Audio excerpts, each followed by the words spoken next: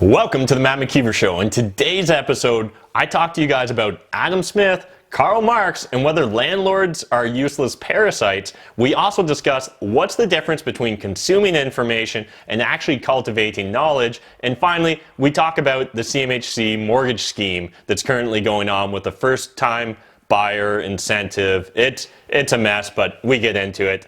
All that and more in today's episode of the Matt McKeever Show. Before we even dive into this episode, I just want to say thanks to everyone that's been supporting the Matt McKeever Show, been supporting the Matt McKeever YouTube channel, my brand, my meetups, my events, all that stuff. It means a lot to me. In fact, we recently just hit 30,000 subscribers. We're actually probably going to hit 31,000 before this video even gets released. So first of all, thank you guys very much. It means a lot to me. You know, when I started my YouTube channel 2.5 years ago now, I didn't really know what was going to come from it. I was hopeful that there'd be somehow I would provide value to the universe and the universe would provide value back, and it did, mainly through you guys. So again, thank you so much. And speaking of that, if you guys have been enjoying my YouTube channel recently, if you've been loving the content that I've been doing with Casey Wong, Casey, the investor from Waterloo or just the Southwestern Ontario region, who's got over 170 rental units, he's actually going to be coming out to my big event, OREC, which is the Ontario Real Estate Conference 2019. That's April 27th, April 28th. If you guys are interested in coming out, Casey will be on a panel for 30 minutes answering Q&A. Also, you probably can hunt him down in the hallways and maybe chat to him a little bit. So if you're interested in meeting Casey or just coming out to the Ontario Real Estate Conference because you want to learn about investing in my home markets of, say, London, Ontario, Kitchener-Waterloo, or Windsor, Ontario, or pretty much anywhere in between, get your tickets now. There's a link in the video description down below, and I'll even give you a coupon code where you can save 20%. It's a one-of-a-kind experience. It's a one-of-a-kind event. I really pride myself and take great pride in this event, so it means a lot to me. At last year's event, the inaugural, the first year ever event, I made a value promise that I'll be making this year as well. If you guys come out to OREC, if you come out to my conference, and whether you're leaving on the Saturday or the Sunday, it's a 2-day conference, and you're leaving discouraged, you're leaving like you feel you didn't get value, you didn't meet who you wanted to meet, or whatever the case is, come up to me personally. I'll be very easy to find. I'll either be in my blue suit, red tie, or my London Knights jersey. Come up to me and just tell me, what were you hoping to get away from this weekend? Who do you need to meet? Who do I need to introduce you to? What do you need to learn?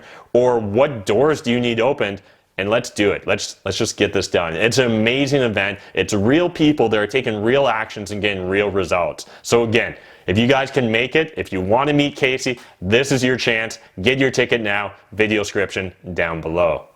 Otherwise, you guys have probably been noticing my YouTube channel is featuring a lot of other people these days, and I don't see a problem with that. In fact, I love it. I love sharing real estate investors' stories, their journeys, their markets, because at the end of the day, I'm just one man essentially investing in one market. But there's a lot for us to learn out there. So I want to I want to share more real estate investing journeys. I want to share more strategies, more tactics with you guys, with my audience. I'd love to learn more about your local markets. So if you're currently a real estate investor anywhere in North America, and say you've been doing it for a couple years, or you got a really interesting story, you've got a handful of properties, you're interested in having me and my cameraman come out and shoot videos with you, let us know. Hit me up on Instagram, hit me up on Facebook, hit me up somewhere on social media. Let's figure it out. Let's make it happen, because again, this has been a lot of fun documenting Casey's journey as well as all the other investors. We got a lot of stuff coming out in the near future even from Winnipeg. So I'm really excited to share with you Winnipeg, Manitoba.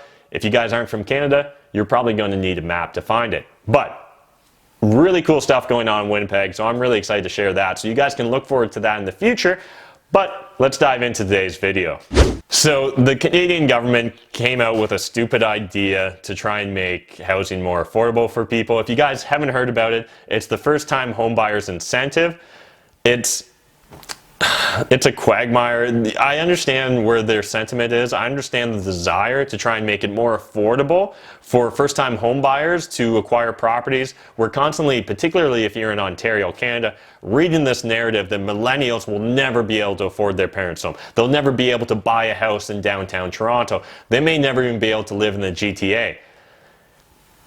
First of all, let's just kind of dissect that before we even get into the Canadian government's plans to try and make housing more affordable, which is totally not going to work at all.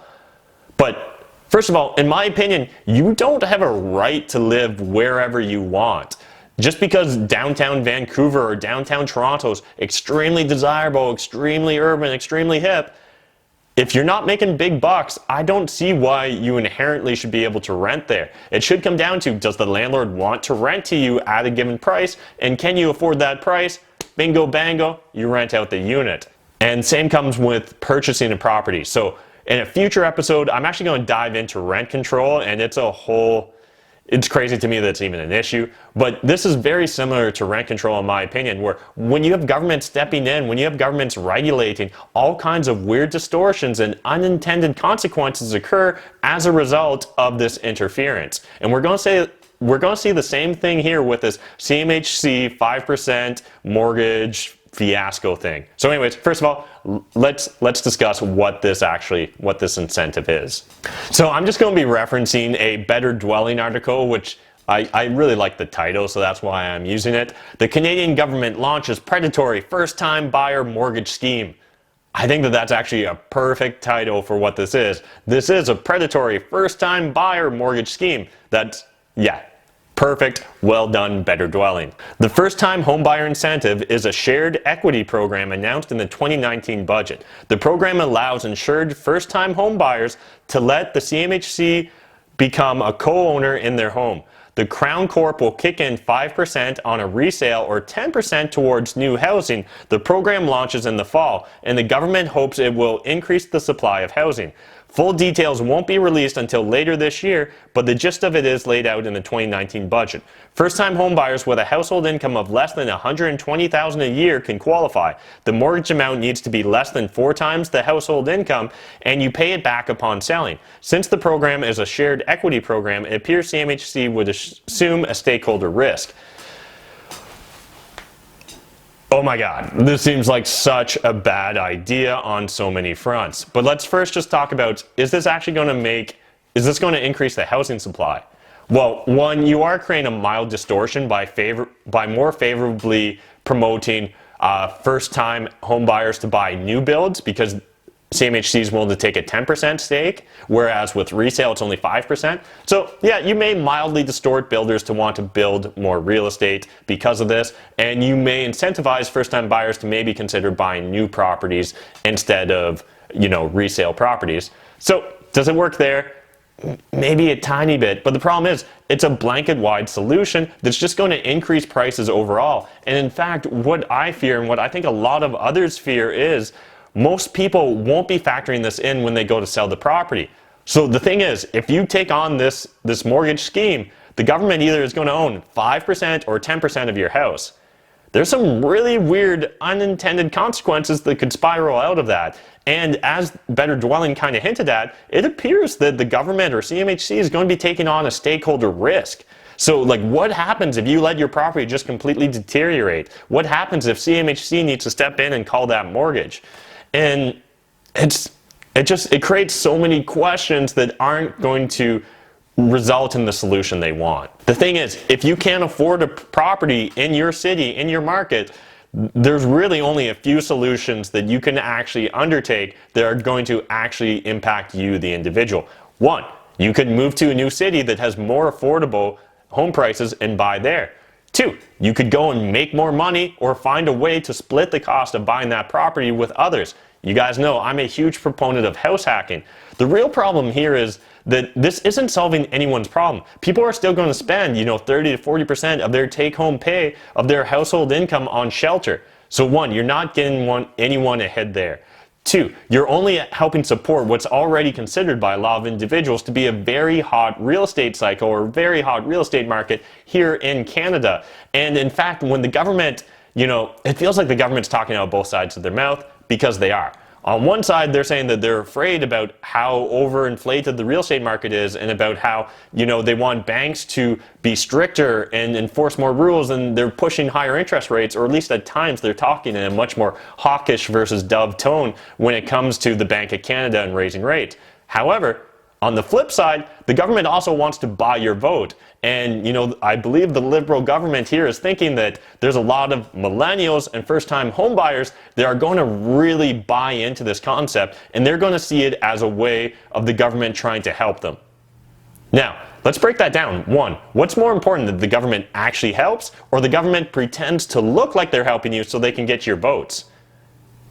Yeah, that's what I thought. We don't actually really care what they pretend. We want the actual results. And so the results, as with most things in life, comes down to actually less government regulation, not more. Anyways, I could go on and on this subject matter, and in fact I do in a different video on rent control. Almost all the same arguments I make against rent control can be applied to the CMHC mortgage scheme. The only difference is there's less empirical data for me to point to. However, if we kind of look at historically how government intervention has impacted housing markets, I think we're going to come to the same conclusion. This is a bad idea. However, what's my advice to you as an individual? As an individual actor, if you're a first-time buyer, there's an opportunity here. Particularly if, say, you're going to house hack or you're buying a multifamily property or something to that effect, you may be able to control a bigger asset that presumably will result in a higher net return, particularly when it comes to a cash-on-cash return. So, that seems kind of cool as an individual actor. However, it's going to create more pressure in general on the housing supply. I do not see this solving any sort of affordability crisis, any sort of housing availability crisis, or really, it's just one more government rule that's going to muck things up. That's what it is. But that's just my opinion. I'd love for you guys to jump in the comment section down below and let me know, do you love this CMHC mortgage idea? Do you think the government needs to do more to try and help millennials buy houses they can't afford? Or I would love to hear what sort of feelings over facts you're going to share in the comment section down below. So do that. As well, like all the stories we talked about on the Matt McKeever Show, in the video description you'll find a link to this Better Dwelling article and all the articles we're going to discuss today, which leads me into the next thing I want to discuss with you guys. And that is why PhDs don't become billionaires. And so this is an article from Inc.com. I'm actually going to mainly just riff upon the subject matter at a high level rather than dive deep into the article, but good article, so I recommend you guys check it out. So, at first, a lot of people become very infatuated with the idea of education, and they really focus on getting more education, getting more credentials. I myself fell victim to that in university. You're a 17, 18-year-old kid, you don't know what to do with your future. You look around and all the adults are telling you to go get more education because that seems like a good idea. And in a lot of cases, in the past, it was much more effective than it necessarily is today. And what it really comes down to is, what are you learning? Are you learning hard skills that you can actually go out and apply in the real world that provide value to another party, and that value, that other party is willing to compensate you for it? That's what like almost every economic transaction is. Party A, party B, they see value, they interact. They don't see value, they don't interact. So if you've gone to get your third master's in underwater basket weaving, I don't think that that's actually going to help your earning potential. That's not going to result in you getting that $1 billion. And now some people are going to jump up and say, listen, money's not everything. Why are we even talking about PhDs becoming billionaires? And fair enough. However, I think a lot of people and a lot of parents and a lot of people going through high school and looking at post-secondary education, getting financial stability is a primary motivator for what they're going to learn, what subject matter they're going to study. So pretending like money doesn't exist also doesn't help anyone. Secondly, we need to recognize in a capitalist system, the way we value, the way we determine if someone's providing value to the economy, value to the society, is numerically through money. So that is a direct relationship, in my opinion. The more money you amass, usually the more value you're creating in society, unless we're talking about, you have monopolies or other government regulations that are mucking things up, which are creating like oligarchies and things like that, which we see in like Russia. And taking this a bit further, what we're also starting to see is a bit of a countercultural trend now where people are starting to talk about the trades. So actually going to become an electrician or a plumber or learning, more physical skills and getting employment in that field. And again, I'm not going to say one's better than the other. I think you need to really boil it down to what are you trying to accomplish with your education. And if it is to get a good paying, safe job, make sure that you're studying in a field that's likely to compensate you that way. Don't just study something that you're necessarily passionate about. Find a passion that's also profitable. I think that that's the fastest way to get to financial stability. Then once you have financial stability, you can use that platform, as I've talked about in other videos. You know, you can Google the word FIREpreneur for a video where I discuss this in length. But once you have that lean fire, once you have that fortress of solitude, then you can fully embrace your passions and go down whatever rabbit holes, go down whatever, flights of fancy you have, and you're really not risking your safety. You're not risking that lower tier of Maslow's hierarchy of needs. Get your finances right, everything else will follow. That's just kind of my opinion though. I'd love to hear your thoughts. What do you guys think about post-secondary education in general? Do you think everyone needs to go to university? Should everyone be going into the trades now? Does it depend? Should all PhDs be billionaires? Whatever. Let me know in the comment section down below. Going in a completely different direction, I want to share this City Lab article from MSN.com, and it's how poor Americans get exploited by their landlords. Now, there's a lot to unpack in this article, and there's a lot of references to different things in this article. And in fact, I kind of want to take this a bit further, and let's talk about Karl Marx and Adam Smith, and whether landlords inherently are evil. Are landowners inherently evil? Are they parasites? And so, what's kind of funny is Adam Smith is often used as a proponent, as a champion of the free markets. However, when we dive into kind of like his magnus opus, his Wealth of Nations, there's some things that really probably are going to surprise you, that in fact a lot of more socialist-oriented or communist-oriented individuals will actually reference to argue against capitalism, and particularly argue against landlords or landowners or the privatization of land in general. So first of all, I just want to share some quips from the Wealth of Nations to kind of give you guys context. And so I'm just grabbing this from a great Reddit post where someone summarized a bunch of Adam Smith's different arguments that seem to paint landlords in a negative connotation. From Chapter 11, Wealth of Nations. The rent of land, therefore considered as the price paid for the use of the land, is naturally a monopoly price. It is not at all proportioned to what the landlord may have laid out upon the improvement of the land, or to what he can afford to take, but to what the farmer can afford to give. So first of all, it's really important that we understand, usually, I think when we're talking about Adam Smith and whether landlords are evil, we're actually talking about more likely like landowners. So people that own kind of raw land or have stakes to, farmland, where they haven't necessarily built a building or necessarily improved the property, improved the land in any way to add additional value. Two more quotes from Chapter 11. As soon as the land of any country has all become private property, the landlord, like all other men, love to reap what they never sowed and demand a rent even for its natural produce. So what this is kind of referencing, let's say I just buy a random lot of land, do nothing to it, and then it's got apple trees and now I got apples. I haven't really done a lot to get those apples, or say if I cut those trees down for wood, I haven't really done a lot. I haven't use the proceeds of my labor to invest into that land to create a net benefit, to create value. With the smallest share with which the tenant can content himself without being a loser, and the landlord seldom means to leave him any more.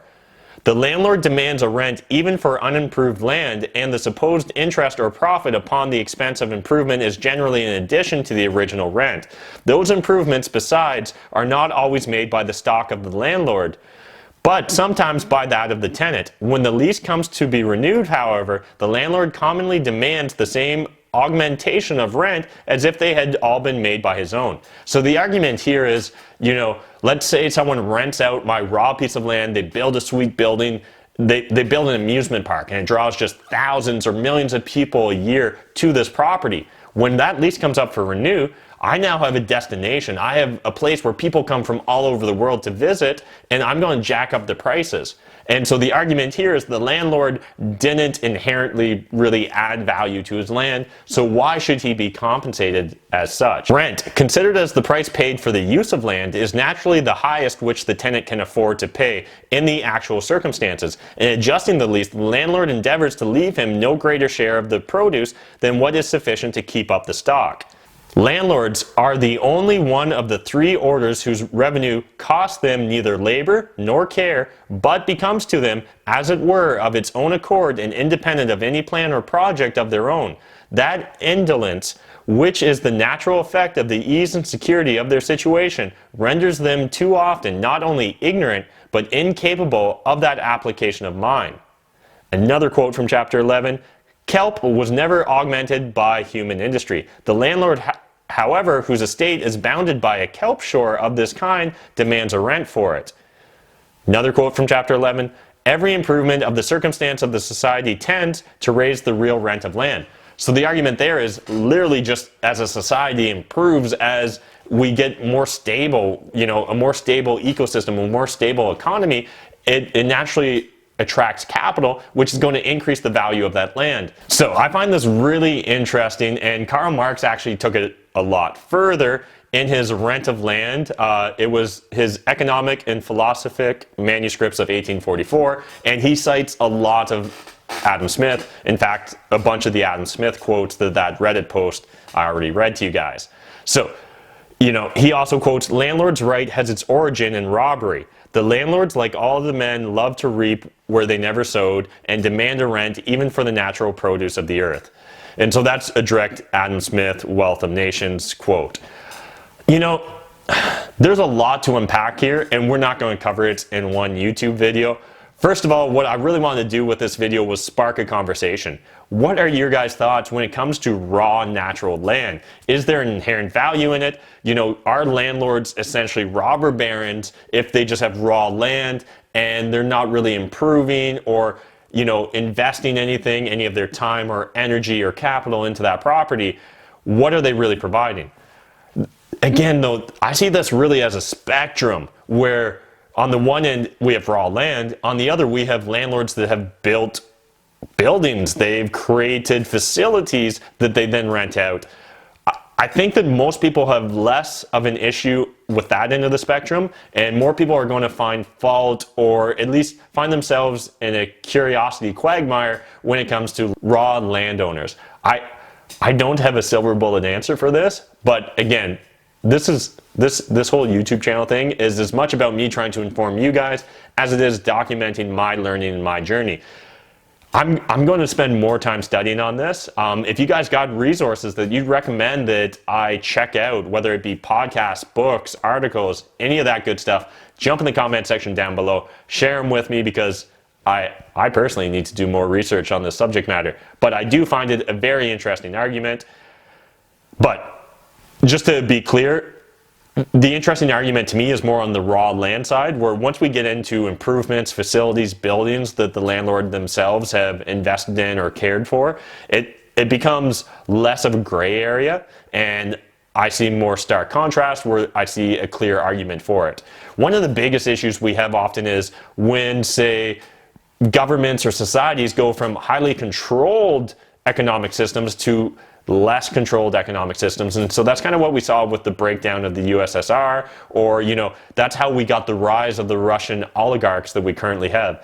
Those aren't perfect or great examples to use to argue against why landlords are evil, in my opinion, because you have highly government regulated and government interference in the system, and then the government interferes in a different way and frees it up. But it's not like we all started on a level playing field, and the government usually in that transition period actually shows a lot of favoritism, which isn't inherent in capitalism necessarily, or libertarianism for sure. Anyways, this is the kind of the conversations I'd like to have more with you guys. So let me know, do you want me to just have hard-hitting, more fact-oriented stories where it's clearly black and white, or do you guys enjoy kind of the conversational nature of this video? I'd love to know. Let me know. Finally, I want to share an article from Sparing Mind, and the article is titled, Are You Cultivating Knowledge or Consuming Information? And first of all, this is an amazing post in general. I need to spend way more time on this website. I think you guys probably should too. It starts off with an amazing cartoon that actually just kind of shares two very different perspectives for how, say, government or Big Brother might take over humanity or kind of control us. The first one, which I think more people are more familiar with, is George Orwell. And so that's 1984, and that's the idea that, you know, from pain, from force, from anonymity, that we're going to find ourselves enslaved by censorship police, by people that are going to take very proactive, like harsh actions against us. Whereas Aldous Huxley, he was more focused on we would actually be seduced by pleasure. Anyways, amazing cartoon. I'm going to throw it up on screen right now for you guys to check out. But essentially, the whole concept here is that what Orwell feared were those who would ban books. What Huxley feared was that there would be no reason to ban a book, for there would be no one who would want to read one. Orwell feared those who would deprive us of information. Huxley feared those who would give us so much that we would be reduced to passivity and egotism. Orwell feared the truth would be concealed from us. Huxley feared the truth would be drowned in a sea of irrelevance. Orwell feared we would become a captive culture.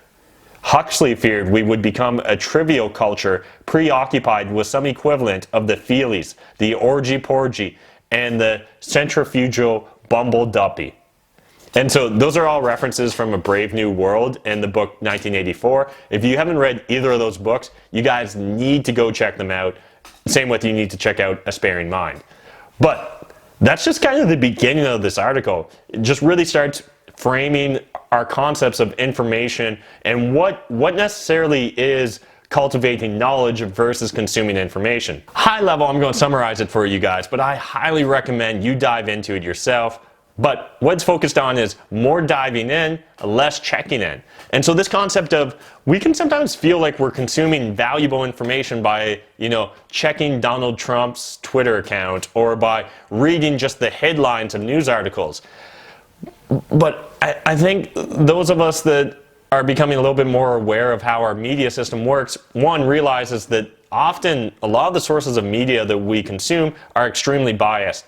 Two, they're not necessarily always doing a ton of due diligence, particularly when we find ourselves, and you know, technically even the Matt McKeever show is an example of this, with people that aren't doing original or secondary research, but simply are high-level summarizing and regurgitating it out to people in their own words.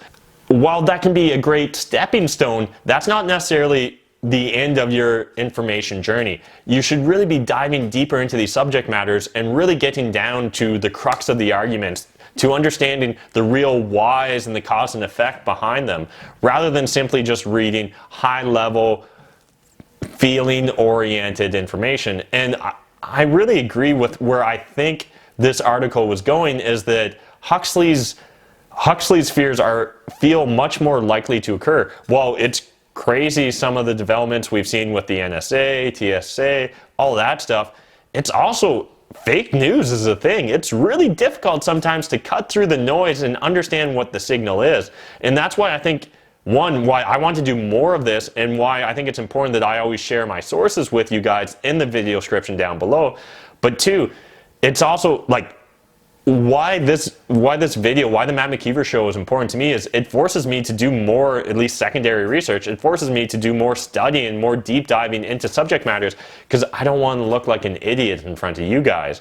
Whereas a lot of other people that, I guess I'm definitely generalizing here, but there's this feeling that a lot of people these days regurgitate other people's opinions rather than basing their decisions on facts. Does that make sense? I hope that makes sense.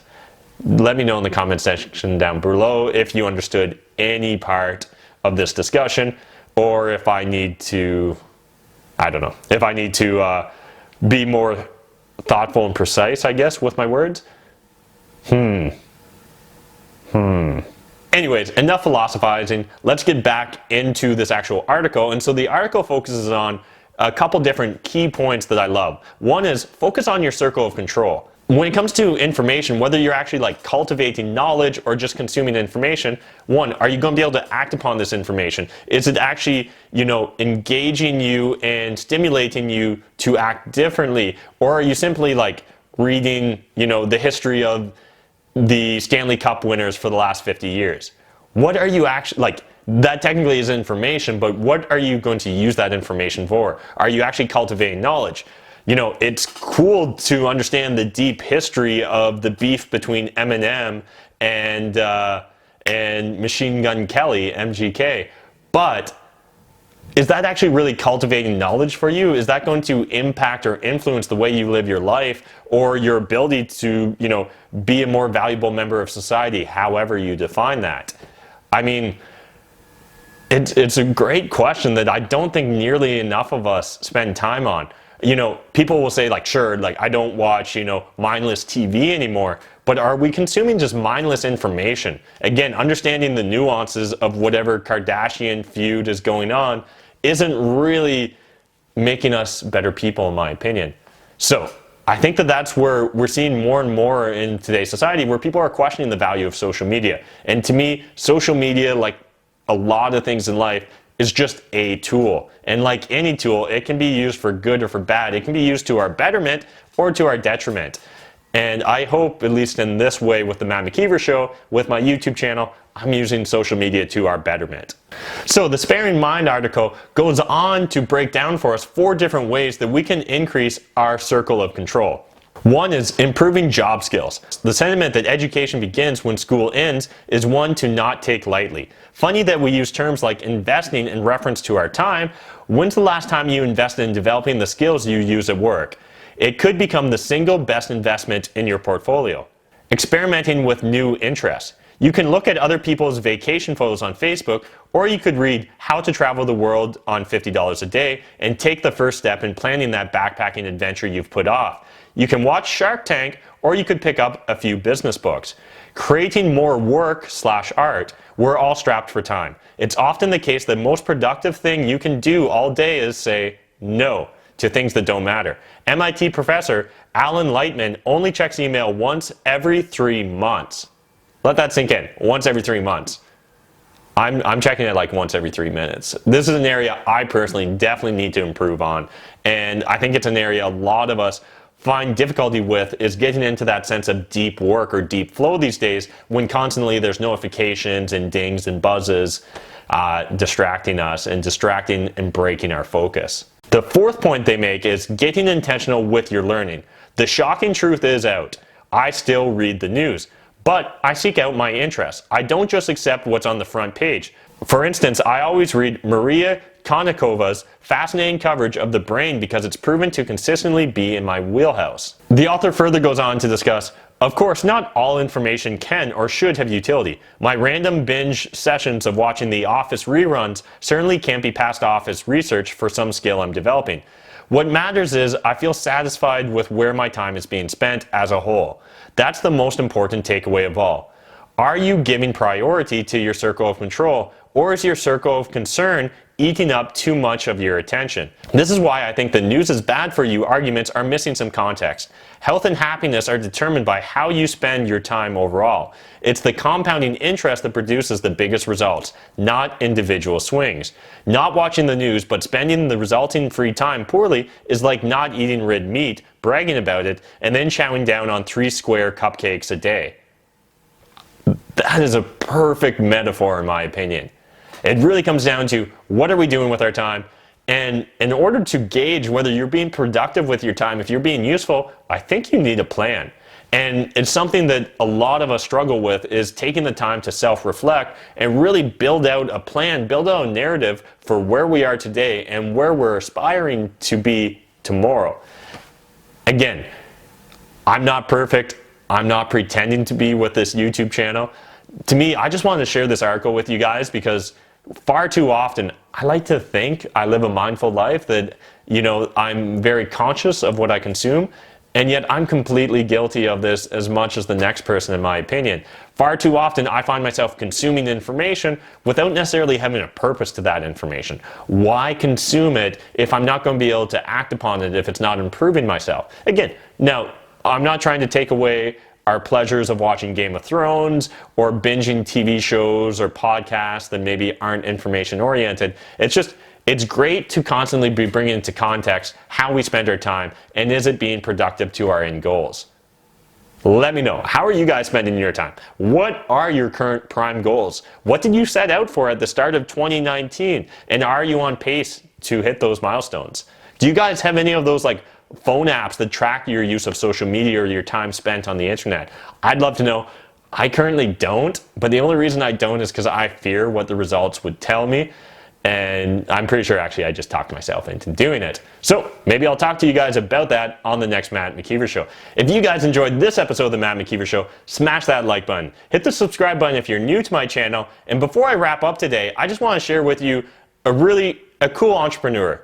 And I want to do more of this, expose you guys to my network. And so today I want to feature a good friend, one of my best friends, Mitt. Mitt works as a CPA. He actually has his own public accounting practice here in Canada, but that's not even what I'm talking to you guys about. He actually works as the CFO for what's a really interesting, a really cool startup company here in Canada. It's called Xmatic. And so what they do is they produce aftermarket kits for vehicles that allow them to become self-driving. Similar-ish to a Tesla. What the difference is, and what I love about it is, we have all these vehicles currently out there in the world that aren't self-driving. However, we all want our vehicles to become self-driving. So, what does that actually look like? Well, rather than just throwing out all those cars, Xmatic is developing a kit that you can put on the car after it's already been constructed that allows it to become self-driving. It's really cool. I've ridden around in the car before. If you guys follow me on Instagram, you've maybe even seen us goofing around in that vehicle. This is not a paid endorsement in any way. I am an investor. The company will be doing a Series A raise in the near future, so I think I've covered my ass with all my disclosures. If you guys are interested in finding out more about Mitt or more about Xmatic and what they're up to, as always, video description down below. Jump into it. You'll find all the information there. I'm really excited to highlight just another cool entrepreneur that's dabbling in all sorts of amazing businesses. Shout out to my buddy Mitt. If you guys are a cool entrepreneur or you know a cool entrepreneur that I should feature on my YouTube channel, hit me up on Instagram, leave a comment here on YouTube, or if we're friends on Facebook, let me know and we'll do it. So that's it for this episode of the Matt McKeever Show. I hope you guys enjoyed it. Until next time, remember, making money is a team sport. There's more than enough money in this world for us to all make it, but if you're not saving it, I mean, like, what's the point? Thanks, guys. Bye.